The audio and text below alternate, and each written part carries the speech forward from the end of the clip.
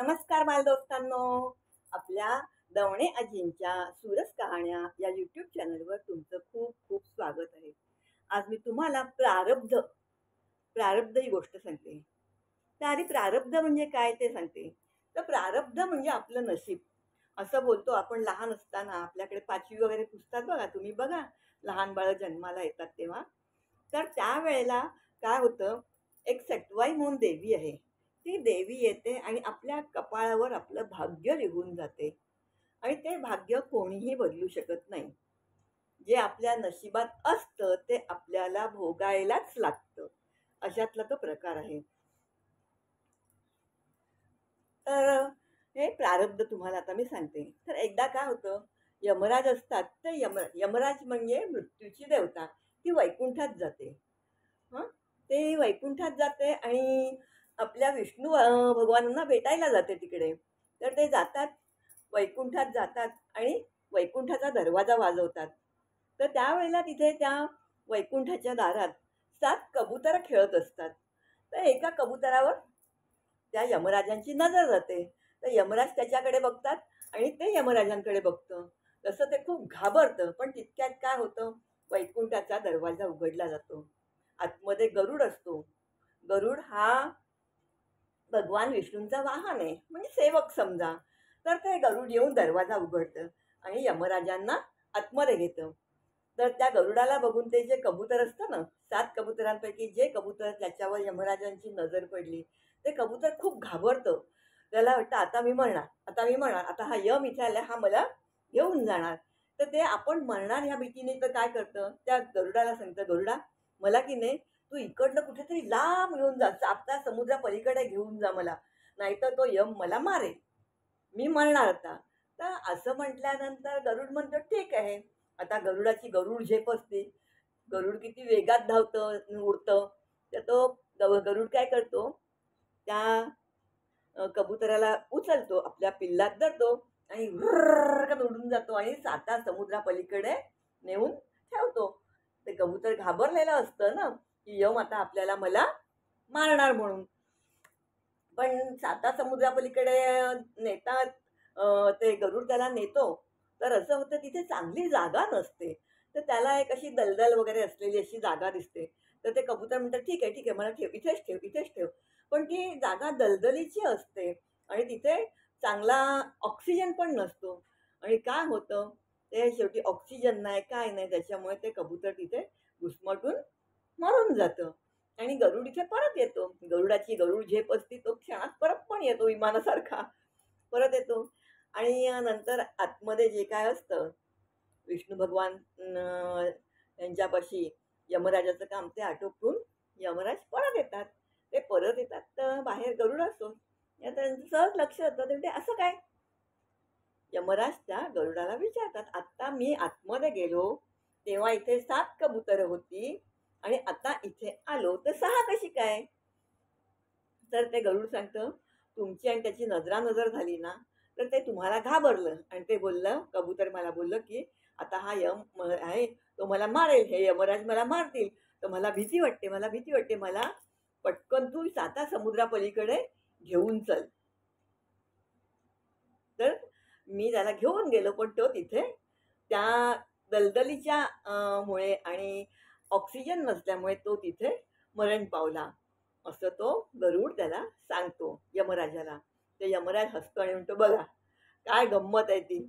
मी आत्ता भगवान विष्णूंकडे हेच विचारायला गेलो होतो, की हे कबूतर तुमच्या अंगणात खेळतंय, म्हणजे ते देवाच्या सान्निध्यात आहे आणि ह्याचा मृत्यू तर देवा साता समुद्रापलीकडे लिहिलेला आहे. साता समुद्रापलीकडे एका दलदलीच्या ठिकाणी हा मरण पावेल. तर आता हे कसं शक्य आहे? मी काय करू?" हे विचारायला मी तिकडे आलो, तर तो स्वतःहूनच तिकडे गेला. म्हणजे आपल्या भाग्यात असेल ते कोणीही बदलू शकत नाही. बघा, जे होतं तिथे ते कबूतर स्वतःहून चालत चालत गेले, म्हणजे त्याला चालता येत नव्हतं, उठता येत नव्हतं, पण एवढ्या लांब त्यांनी गरुडाला सांगितलं, "मला नेऊन ठेव तिथे."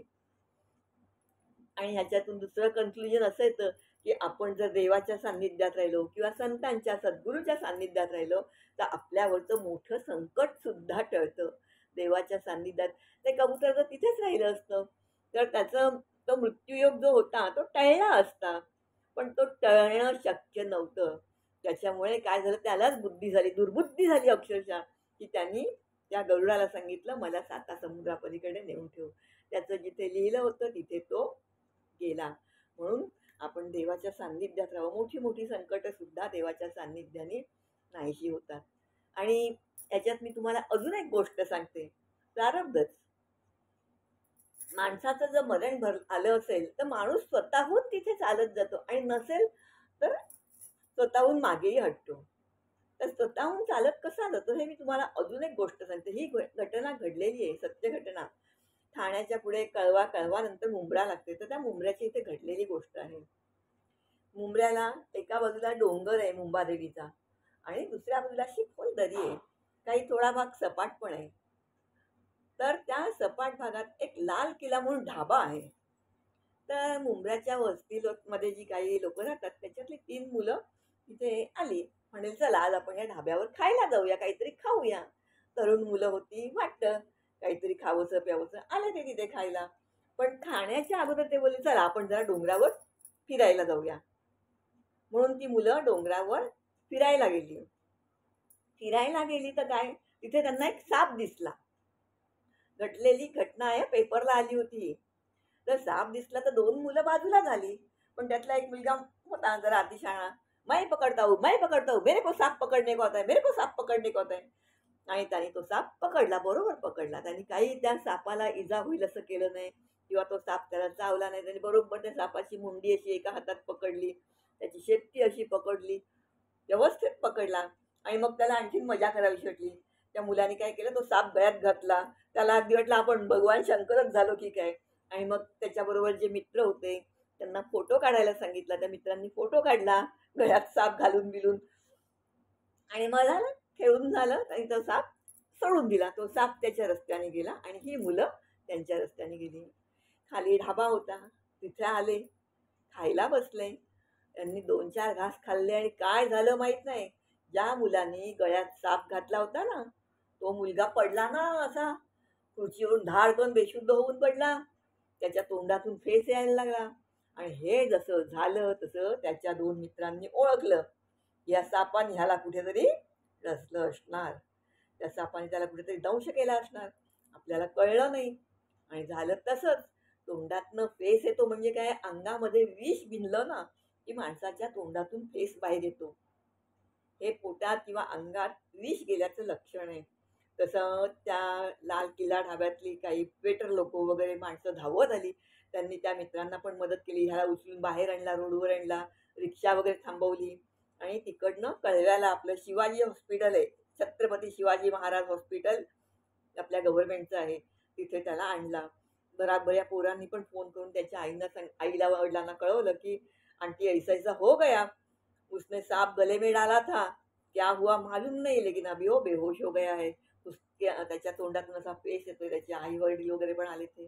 पण कसलं काय बाळांनो, त्या कळव्याला हॉस्पिटलमध्ये नेईस्तोवर त्या मुलाचा अंत झाला. आणि त्याच्यानंतर मग पोस्टमॉर्टम झालं तेव्हा त्याला मानेला इथे तो साप चावलेला दिसले, त्याचे 2 दात.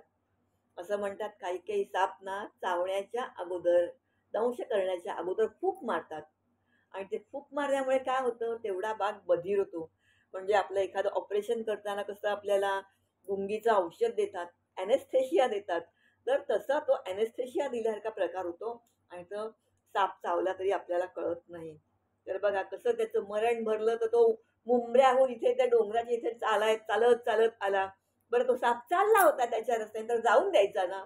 नाही नाही नाही, मैं पकडता है, मेरे को पकडणे को आता है. पकडला, पकडला तर पकडला, गळ्यात कशाला घालायचा ना, त्यांनी गळ्यातही घातला.